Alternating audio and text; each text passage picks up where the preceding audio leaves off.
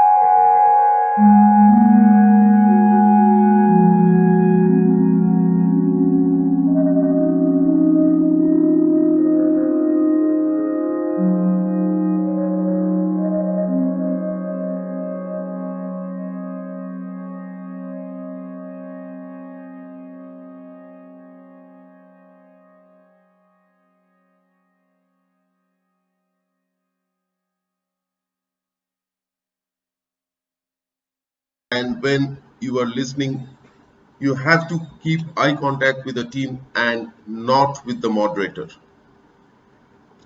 This is a very common mistake that people make when they're participating in a GD, that they look at the moderator and that carries negative marks.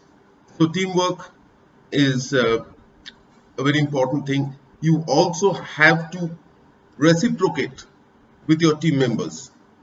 When they're saying something, you have to show your approval or disapproval and put in your points in accordance, gel with the rest of the team and ensure that the team as a whole is moving forward.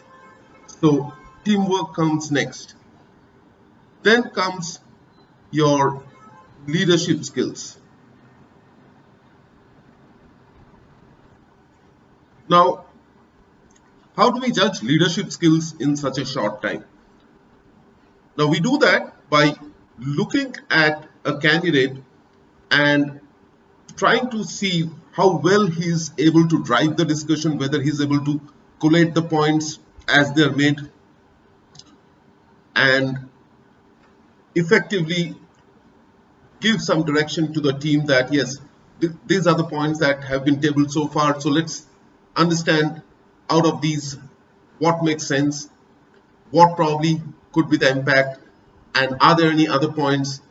Let others speak, invite others to speak, include all, because the hallmark of a great leader is to include his team, give chance to everyone to speak so that we get a whole bunch of ideas from which we can choose the right ones and take decisions. So that's the objective. So include all. If someone is unable to speak, you should ask the group to give him a chance to speak. So those are the qualities of a good leader. Next comes ideas or innovativeness. Now, ideas means, as I said, you have to speak both in favor as well as against the topic. You cannot take one side of it. So you have to bring in 3 to 4 ideas, pitch in 3 to 4 times with a new idea, and give direction to the team to deliberate on those ideas and assess and move forward. So ideas or innovation, whatever you call it, creativity. So all this comes in based on the points that you're bringing to the table. And last but not the least is active listening. Now, what is that? Now, active listening means how well you are listening to others as they speak. Your body language, your reciprocation to others, your eye contact, all of this talks about your listening skills. And sometimes you will also be asked to summarize. This is to judge how well you have listened to the discussion.